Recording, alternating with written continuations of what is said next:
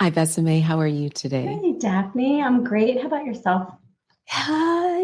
Vesime, it has been a stressful, well, I could say 2 years, um, but definitely prepping for this podcast, I had an opportunity to learn a lot about stress, personally and professionally.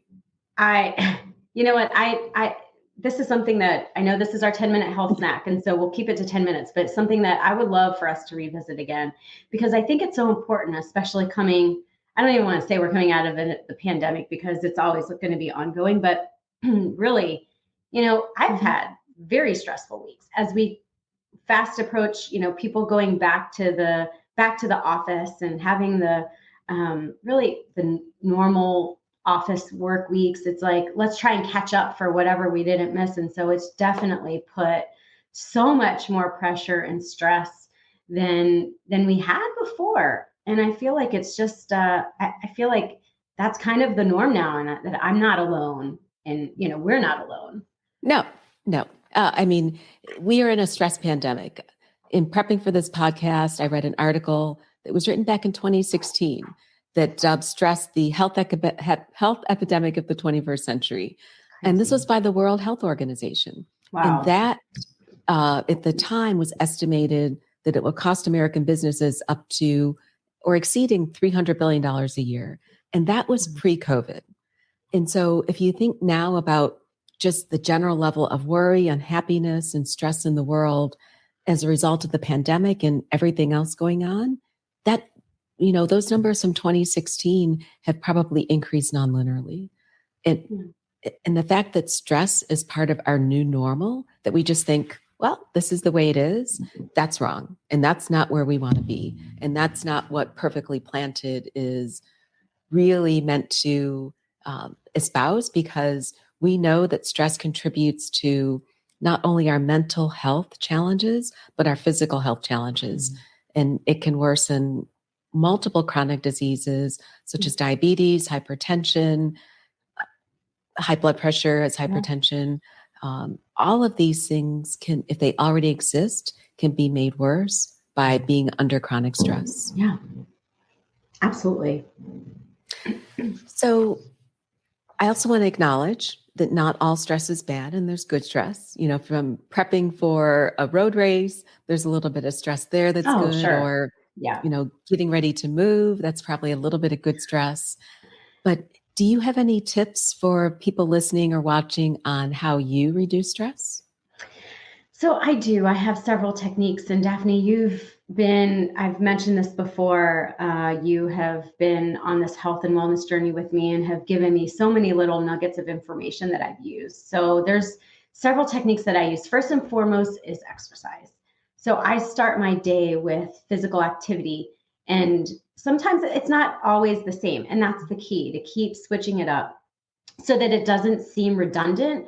And so it also seems like, you want to try something new, or maybe you want to do a workout or an exercise technique that you have seen on, a social media or something that you wanted to try out. So always keeping it different and new and fresh, but definitely getting that physical Mhm. exercise and physical activity to just get your day going, and it is a stress reliever for me, especially running.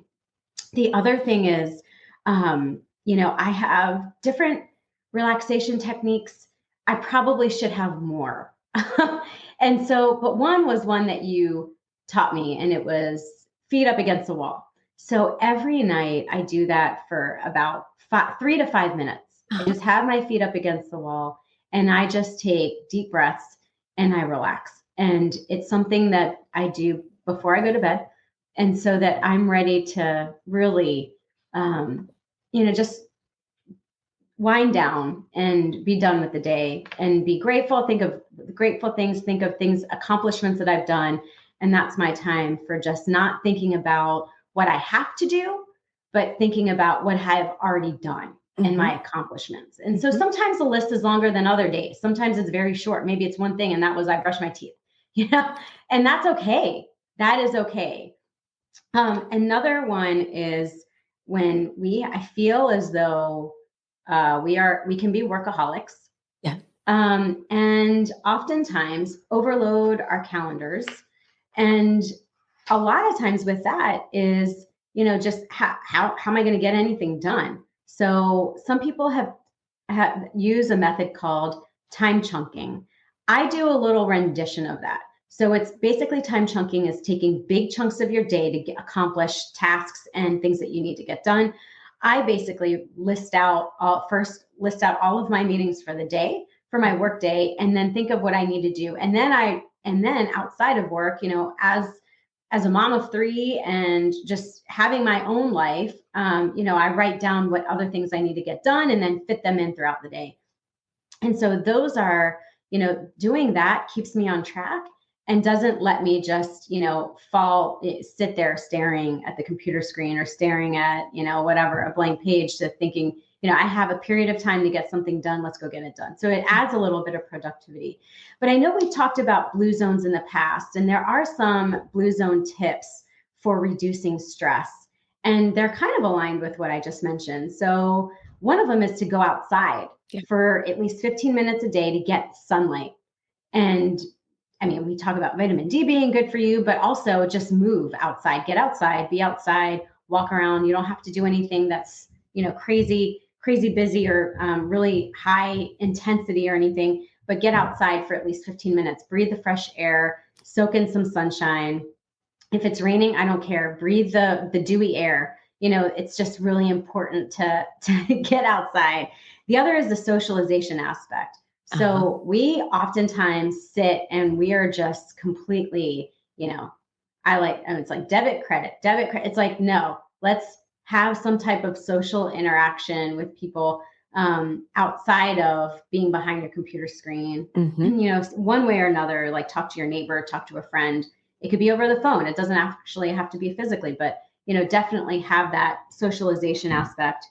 And then there are a few others, and I know we talked about this with Laura, and it's gardening. So something about putting your hands in the soil and gardening. Now, I'm not a big gardener. I'm going to be honest. I don't really like the dirt under my fingernails, so wear gloves.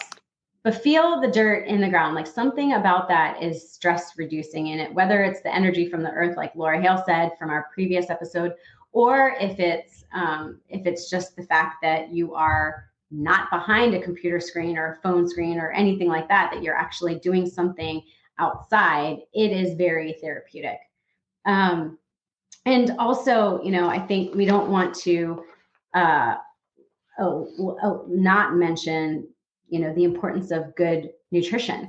So nutrition, hydration, really taking care of your body so that it's super easy for us. I know that during consulting years, you're airport to airport to airport to meetings to hotel, and all you want to do is go to, get the burger and the fries. It's like, no, like, let's be mindful of our body and get something healthy because it'll only make you feel better.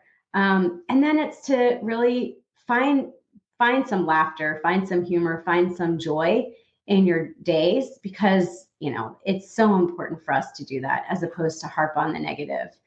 So there are several more. I encourage everybody. I know we've talked about blue zones in previous episodes, but absolutely check them out.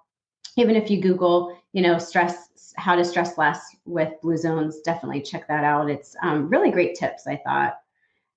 So anyway, I would love to hear some of your quick tips, Daphne. Vesime, I think you've captured the majority of them, and we will definitely put a link to all of these resources in the show notes and in our blog posts. But what you shared, I think you can chunk into 4 pillars, and they're similar to what Dr. Rangan Chatterjee has outlined in his book, which is called The Stress Solution. And he puts it into purpose. So knowing your purpose and understanding a lot of about what motivates you, your relationships. So those calls, those connections that, are probably more valuable than we ever think. Body and then mind. And the two are so interrelated that you can't separate them. But, I think the most important thing to emphasize, if we can leave one thing for people to leave with today, is that if you need help, don't hesitate to discuss it with your primary care provider or other healthcare practitioner, because there are resources available to you. And if you need to speak with a mental health provider virtually or in person, we would encourage you to do so, because managing stress it can be a challenge. It can And sometimes we all need a little helping hand. Yeah. I also want to emphasize that, what we talk about on these podcasts are not meant to be a replacement for medical recommendations. And I also want to share that, we appreciate your comments and your feedback. We're not necessarily solving all these problems with these 10-minute seedlings, but we're talking about the things that we all think about, that are all bothering us, that we're all trying to manage. And so a Sunday seedling conversation is really meant to plant that seed in your mind. And then if there are other things that we can maybe dig into the soil more deeply on an upcoming podcast, we're happy to do that. I love that, Daphne. Yeah. We are at time. Can you believe it? Our 10-minute health snack is over for Stress Less. That may have stressed me out a little bit. I'm just kidding. It didn't, but it actually leaves for more for us to discuss. I really think that this is a topic that's super important. Our next Sunday seedling is around sleep more. So a part of stress also is, are you getting enough sleep? And so you'll notice that each of our Sunday seedlings are very interconnected in various ways. And so we're going to talk a little bit more about, how we could sleep more, some techniques that Daphne and I use, and also, any tips that may help. And we also encourage you to give us some of your tips that may have worked for you and comment. Again, you can reach us on our blog, perfectlyplanted22.com. That's perfectlyplanted22.com. And also social media, we're Perfectly Planted on Facebook. And then on Instagram, we're at It's Perfectly Planted. So we absolutely love you all tuning in with us and hanging with us. And we really look forward to our next Sunday seedling. Take care, everyone, and be well.